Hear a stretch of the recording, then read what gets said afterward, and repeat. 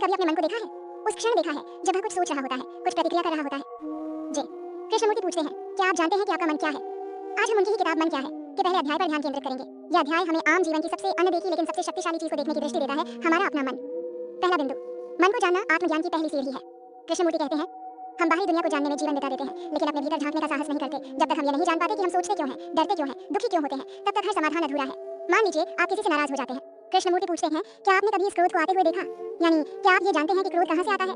ये शरीर से नहीं, मन से आता है, और जब तक आप मन को नहीं समझते तब तक क्रोध से मुक्त नहीं हो सकते। दूसरा बिंदु, मन समय और स्मृति से बना है। कृष्णमूर्ति कहते हैं, मन अनुभव स्मृति सोच समय। आपके हर विचार की जड़ अतीत में छिपी स्मृति है। मन वर्तमान में नहीं जीता, वह या तो अतीत में उलझा रहता है या भविष्य की कल्पना करता है। जब आप किसी परीक्षा के बारे में सोचते हैं, आप घबराते हैं क्योंकि अतीत में कभी आप असफल हुए थे और अब आप उसी दर्द को भविष्य में भी महसूस करने से डरते हैं। यह घबराहट वर्तमान में नहीं है, यह मन की स्मृति और कल्पना का खेल है। तीसरा बिंदु, मन को देखने की कला, ऑब्जर्वेशन विदाउट जजमेंट। कृष्णमूर्ति की सबसे मौलिक बात यह है कि मन को बदलने की शुरुआत उसे देखने से होती है, बिना जजमेंट के। Just observe the thought without calling it good और बैड। अगर आप विचार को आते हुए देखें बिना उसे सही या गलत कहे, तो आप उसके पीछे की क्रिया को पहचान सकते हैं। तभी बदलाव संभव है। सुबह उठते ही आपके मन में विचार आता है, आज फिर वही बोझिल काम करना है। अधिकतर लोग इस पर प्रतिक्रिया करते हैं, या तो तनाव में आ जाते हैं या खुद को दोषी मानते हैं। कृष्णमूर्ति कहते हैं, बस देखिए यह विचार क्यों आया, इसके पीछे कौन सी भावना है, कौन सी स्मृति है। जब आप ऐसा अवलोकन करते हैं तो मन धीरे धीरे शांत होता है। चौथा बिंदु, मन में विभाजन ही संघर्ष की जड़ है। कृष्णमूर्ति बताते हैं कि मन हमेशा मैं और तू, यह और वह, सही और गलत, ऐसे द्वंद्वों में जीता है। यह द्वंद्व ही संघर्ष का कारण है। जहाँ भी दो हिस्से होंगे वहाँ टकराव होगा। जब आप सोचते हैं मैं अच्छा हूँ वो बुरा है, तब आपके भीतर ही एक अंतर्द्वंद्व शुरू हो जाता है। अगर आप खुद को धार्मिक मानते हैं और दूसरे को अधार्मिक, तो मन में लगातार तुलना, विरोध और अलगाव की भावना बनेगी। कृष्णमूर्ति कहते हैं, जब तक यह विभाजन है तब तक मन शांत नहीं हो सकता। पांचवा बिंदु, विचार से मुक्ति कोई लक्ष्य नहीं, एक समझ है। कृष्णमूर्ति इस अध्याय में चेतावनी भी देते हैं, मन को बदलने के लिए कोई तकनीक मत अपनाओ, क्योंकि जो भी तकनीक होगी वह फिर मन की एक चाल होगी। सिर्फ मन को गहराई से देखना, हर विचार को आते जाते देखना, वही ध्यान है। मन को जानना आत्मज्ञान की पहली सीढ़ी है।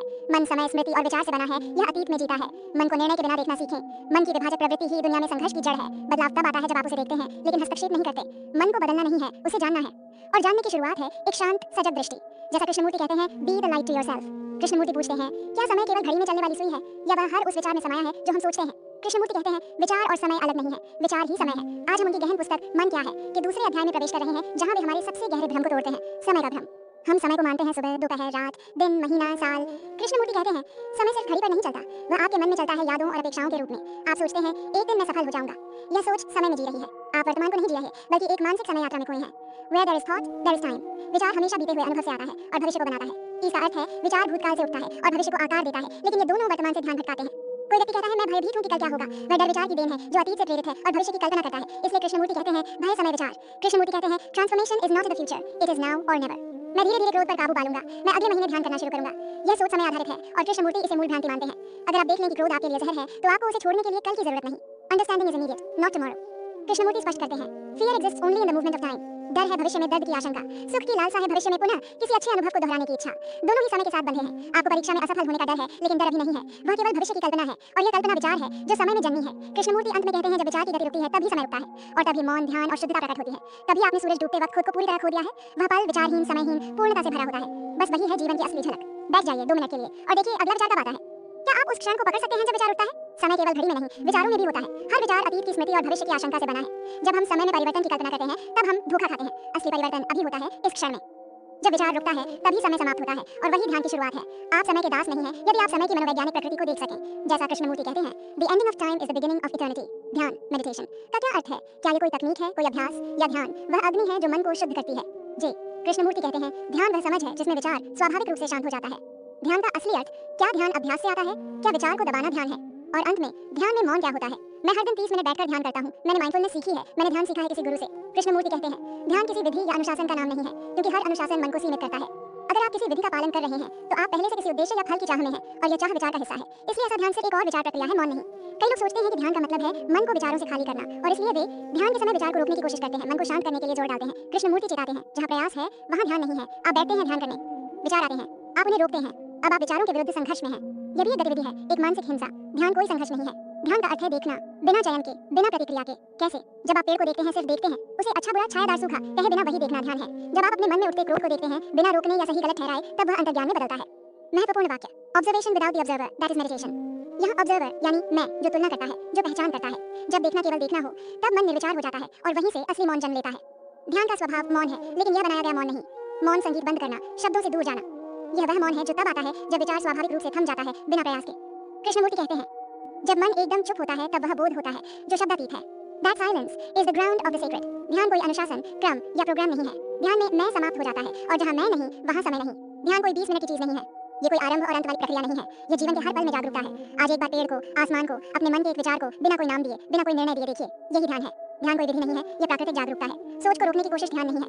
बिना चयन के देखना यानी ऑब्जर्वर के बिना देखना ध्यान है। ध्यान में उत्पन्न मौन शुद्ध और पवित्र होता है। असली ध्यान समय से परे होता है, निरंतर होता है। ध्यान का अंत नहीं है, यह स्वयं अंत है। और अंत में यही सवाल बचता है, क्या आप जीवन को बिना बाधा के देख सकते हैं, बिना उसे बदले, बिना उसे समझाए? क्या मन और समय एक ही है? क्या स्मृति ही मैं है? और अगर मैं एक विचार है तो मुक्त होना क्या है? कृष्णमूर्ति कहते हैं, मन स्मृति में जीता है। स्मृति का आधार है अनुभव। अनुभव बनता है समय के भीतर। आप कहते हैं मैं कल दुखी था, यह स्मृति है। आप कहते हैं मैं कल सुखी हो जाऊंगा, यह कल्पना है। दोनों ही समय की धारणा पर आधारित हैं। इसलिए मन स्मृति समय। आपका नाम, अनुभव, शिक्षा, दुख, पहचान, ये सभी आपके भीतर एक छवि बनाते हैं जिसे आप कहते हैं मैं। कृष्णमूर्ति कहते हैं the me is memory, the ego is put together by thought. जब कोई कहता है मुझे दुख हुआ, मैं सफल हूँ, मुझे डर लगता है, तो यह अनुभवों से बनी एक आत्म छवि बोल रही होती है जो वास्तव में विचारों से बना एक ढांचा है। The self is a bundle of memories. कई दर्शक और साधक पूछते हैं क्या अहम के पीछे कोई शाश्वत आत्मा है? क्या आत्मा शरीर से अलग है? कृष्णमूर्ति की चेतावनी, जहाँ अनुभव है वह अभी भी ज्ञात और इसलिए सत्य नहीं है। यदि आप किसी आत्मा को जानने या अनुभव करने की कोशिश कर रहे हैं तो वह भी आपके मन के दायरे में है, यानी पुरानी स्मृति का हिस्सा। इसलिए आप जो जानते हैं वह सच नहीं है, और जो सच है वह जाना नहीं जा सकता, केवल जिया जा सकता है।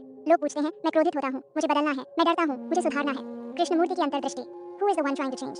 It is still the me trying to become something else. मतलब मैं खुद को बदलने की कोशिश करता है, लेकिन जो बदलने की कोशिश कर रहा है वह भी उसी का हिस्सा है। परिणाम, यह अनंत चक्र बन जाता है जहाँ मैं खुद से भागता है, खुद को सुधारता है और कभी मुक्त नहीं होता। Consciousness is its content. मतलब जो कुछ भी आप हैं, आपके विचार, यादें, डर, इच्छाएं, वही आपकी चेतना है। आपकी चेतना कोई खाली जगह नहीं है, वो बनी है इन सब सामग्रियों से। जब आप इनसे खाली होते हैं तभी नवीनता, न्यूनेस आती है। मन समय है क्योंकि वो केवल स्मृति में ही काम करता है, शाश्वत सत्ता नहीं बल्कि स्मृति से बना ढांचा है। जो बदलाव लाने की कोशिश करता है वह खुद बदलाव का हिस्सा है। चेतना का ढांचा ही उसका सामग्री है। सच्चा परिवर्तन तब होता है जब मन इस पूरे ढांचे को एक बार में देखता है और उसे छोड़ देता है। जब मैं का अनुभव करने वाला नहीं रहता तभी अनुभव घटता है शुद्ध, बिना पहचान के। आप क्या कहते हैं? क्या आप मैं को बिना सुधारने के बस देख सकते हैं? क्या आप अपनी चेतना को पूर्ण रूप से देख सकते हैं, बिना बदले, बिना भागे? ध्यान क्या है? क्या ध्यान कोई अभ्यास है? क्या ध्यान बिना अभ्यास के घट सकता है? कृष्णमूर्ति ध्यान, मेडिटेशन को गहराई से परिभाषित करते हैं, लेकिन बिल्कुल उस तरह नहीं जैसे आमतौर पर लोग समझते हैं। ध्यान कोई तकनीक नहीं है। कृष्णमूर्ति स्पष्ट रूप से कहते हैं meditation is not a practice, practice only makes the mind mechanical. अगर आप रोज एक ही मुद्रा, एक ही मंत्र या तकनीक दोहराते हैं तो मन बस उसे याद करता है और स्वतः क्रिया में आ जाता है। यह चेतना का विस्तार नहीं बल्कि उसका संकुचन है। सच्चा ध्यान कोई परिश्रम नहीं है, वह घटता है अभ्यास से नहीं, जागरूकता से। बहुत लोग ध्यान करते हैं ताकि मन शांत हो जाए, तनाव कम हो, कुछ हासिल किया जा सके। कृष्णमूर्ति चेतावनी देते हैं if you have a motive in meditation it is no longer meditation. मकसद यानी आप भविष्य में कुछ पाना चाहते हैं और जहाँ इच्छा है वहाँ समय है, और समय यानी फिर वही पुराना मन। कई लोग पूछते हैं मन बहुत भटकता है, मैं ध्यान नहीं कर पाता। कृष्णमूर्ति का जवाब, don't try to make the mind quiet, watch it, just watch. मन को नियंत्रित मत करो, उसे जानो। अगर आप उसे बदलने की कोशिश करते हैं तो एक भाग दूसरे भाग से लड़ रहा होता है, लेकिन अगर आप उसे पूरे मन से देख पाते हैं बिना हस्तक्षेप के तो वह खुद शांत हो जाता है। Experience implies an experiencer and hence duality.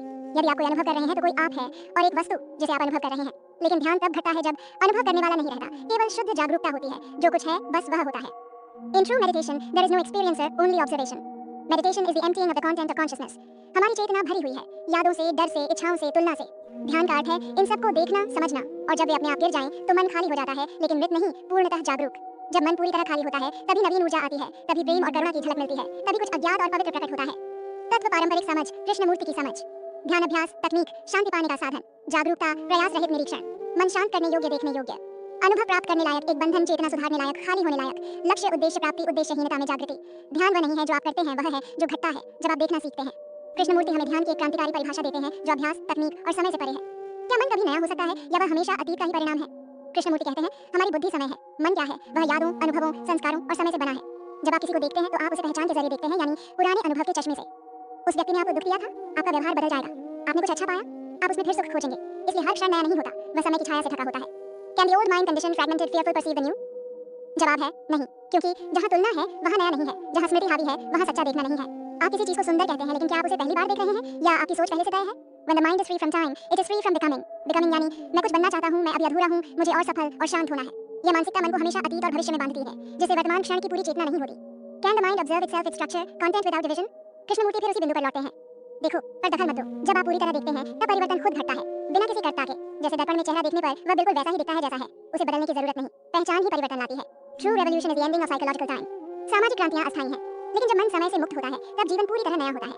हर क्षण एक जीवित घटना बनता है, अतीत से मुक्त, भविष्य से डर मुक्त। तत्व पारंपरिक समझ, कृष्णमूर्ति की दृष्टि, मन समय, स्मृति, पहचान से बना, जागरूकता से परे हो सकता है। नवीनता जानकारी से, समय के अंत से, परिवर्तन अभ्यास से देख पाने से। बिकमिंग विकास, सुधार, मन की धोखाधड़ी, क्रांति बाहरी आंतरिक समय का अंत। मन समय है, समय यानी मैं बनूंगा, और जब बनना रुक जाता है तभी अब होना शुरू होता है। नया मन वही है जो समय से परे देखता है, और वह देखना ही ध्यान है। दर्शकों से प्रश्न, क्या आपने कभी कोई चीज़ बिल्कुल नए मन से देखी है? क्या आप खुद को देख पाए हैं बिना किसी व्याख्या के? क्या आपने कभी अपने मन को देखा है? वो मन जो हर सुबह जागते ही भागने लगता है बीते कल की यादों में, आने वाले कल की कल्पनाओं में। हम सोचते हैं, डरते हैं, निर्णय लेते हैं, लेकिन क्या हम सच में जानते हैं कि ये सोचना है क्या? क्या हम जानते हैं मन क्या है? आज हम बात करेंगे जय कृष्णमूर्ति की प्रसिद्ध पुस्तक मन क्या है से मिली उस सबसे गहरी सीख की जो हमारी सोच, समझ और पूरे अस्तित्व को बदल सकती है। कृष्णमूर्ति कहते हैं, mind is thought and thought is time. मतलब मन खुद कोई स्वतंत्र सत्ता नहीं है, वह सिर्फ विचारों की गतिविधि है। और विचार कहाँ से आते हैं? स्मृति से, अनुभव से, यानी बीते समय से। हम जो सोचते हैं वह नया नहीं होता, वह बस पुराना दोहराया हुआ अनुभव होता है। इसका अर्थ है हम कभी भी वर्तमान को ताजगी से नहीं देख पाते। मान लीजिए आपको किसी व्यक्ति ने सालों पहले धोखा दिया था। अब जब वही व्यक्ति फिर से आपके सामने आता है, क्या आप उसे वैसे देखते हैं जैसे वह अभी है? नहीं, आप उसे बीते अनुभवों की रोशनी में देखते हैं। यही मन का जाल है। कृष्णमूर्ति कहते हैं, विचार ही भय को जन्म देता है। कैसे? हम सोचते हैं, अगर मेरी नौकरी चली गई तो क्या होगा? अगर वह मुझे छोड़ दे तो क्या होगा? अगर मैं असफल हुआ तो? ये सारे भय कहाँ से आ रहे हैं? भविष्य से जो अभी हुआ ही नहीं। तर्क, भविष्य सिर्फ विचार है, और अगर विचार बंद हो जाए तो क्या भय बचता है? हमारा डर, दुख और तनाव सब विचारों से उपजे हैं। अगर हम विचारों को देखना सीख जाएं तो मुक्त हो सकते हैं। कृष्णमूर्ति बार-बार कहते हैं, observation without evaluation is the highest form of intelligence. मतलब किसी चीज को सिर्फ देखना, बिना उसका नाम लिए, बिना उसे अच्छा बुरा बताए, ये सच्ची बुद्धि है। जब आप सूर्यास्त देखते हैं और कहते हैं कितना सुंदर है, तो क्या आप उसे सच में देख रहे हैं या बस अपने पुराने अनुभव की छवि दोहरा रहे हैं? देखना बिना पूर्वाग्रह के, बिना स्मृति के, यही ध्यान है, यही मौन है, यही सच्ची दृष्टि है। हम सोचते हैं कि हम सोचकर हर समस्या हल कर लेंगे, लेकिन कृष्णमूर्ति कहते हैं, thought can never bring freedom because thought itself is conditioned. सोच हमेशा सीमित होती है, क्योंकि वह हमेशा पुराने अनुभवों, भाषा, संस्कृति, स्मृति से बनी होती है। कोई धार्मिक व्यक्ति जब ईश्वर के बारे में सोचता है, तो उसका ईश्वर उसकी स्मृति का उत्पाद होता है। उसकी सोच, उसकी आस्था, डर और परंपरा से बनी होती है। आंतरिक स्वतंत्रता पाने के लिए सोच से आगे बढ़ना होगा, सिर्फ तब हम सच को छू सकते हैं। ध्यान यानी सिर्फ बैठ जाना, आंखें बंद करना नहीं है। कृष्णमूर्ति कहते हैं, meditation is the mirror of the mind. मतलब ध्यान है हर क्षण अपने मन को देखना, हर प्रतिक्रिया, हर भावना, हर डर को पूरी सजगता से देखना। और जब आप पूरे होश से देखते हैं, विचार अपने आप शांत होने लगते हैं। जब कोई गुस्सा आता है तो हम या तो उसे दबाते हैं या फूट पड़ते हैं। कभी आपने गुस्से को बिना प्रतिक्रिया दिए सिर्फ देखा है? यही ध्यान है। ध्यान कोई अभ्यास नहीं है, वह जीने की कला है। तो इस पूरी किताब से हमें क्या सीख मिलती है? कि मन विचार है और विचार समय से उत्पन्न होता है। कि हम अपने विचारों को मैं समझ बैठे हैं, जबकि वो सिर्फ बीते कल की छाया है। कि स्वतंत्रता सोच से नहीं, सोच को देखने से आती है। और कि ध्यान कोई तकनीक नहीं बल्कि एक सतत जागरूकता है। अगर हम अपने मन को, अपनी सोच को पूरी तरह समझ जाएं, तो हम खुद को और इस जीवन को पहली बार जैसा वह है वैसा देख पाएंगे। जी, कृष्णमूर्ति हमें सिखाते हैं कि परिवर्तन बाहर से नहीं आता, वह भीतर की गहरी समझ से आता है। तो चलिए इस समझ की ओर पहला कदम उठाते हैं, अपने मन को देखने का अभ्यास करें, हर दिन, हर क्षण। क्या आपने कभी सोचा है, अगर हर इंसान अपने मन को समझ जाए तो दुनिया कैसी होगी? न कोई युद्ध होगा, न जातिवाद, न धर्म के नाम पर खून खराबा, न डर, न लालच, न अहंकार। यह कोई कल्पना नहीं, ये संभव है अगर हम उसे किताब को सही से समझ लें। कृष्णमूर्ति की मन क्या है, हम इस किताब के सामाजिक प्रभाव और भविष्य की दुनिया पर इसके संभावित उपयोग की बात करेंगे, जहां शिक्षा, रिश्ते, राजनीति और धर्म सब कुछ बदल सकता है। आज का समाज तकनीक में आगे है, लेकिन चेतना में नहीं। हमारे पास स्मार्टफोन है, लेकिन स्मार्ट माइंड नहीं। हम बाहर की दुनिया को सुधार रहे हैं, लेकिन भीतर की दुनिया टूटी हुई है। जय कृष्णमूर्ति कहते हैं, आपका समाज वैसा ही है जैसा आपका मन है। जातिवाद, हिंसा, भ्रष्टाचार, धार्मिक उन्माद, ये सब बाहरी समस्याएं नहीं है। ये एक अचेत, रिएक्टिव और भ्रमित मन की उपज है। जब तक मन नहीं बदलेगा, तब तक समाज नहीं बदलेगा। अब सोचिए, अगर स्कूलों में, कॉलेजों में, घरों में बचपन से ही बच्चों को अपने मन को समझना सिखाया जाए। Observe your mind, don't just react. देखो, पर प्रतिक्रिया मत दो। धार्मिक कट्टरता घटेगी क्योंकि लोग अपनी कंडीशनिंग को पहचानेंगे। जातिवाद टूटेगा क्योंकि व्यक्ति जाति नहीं मन से पहचाना जाएगा।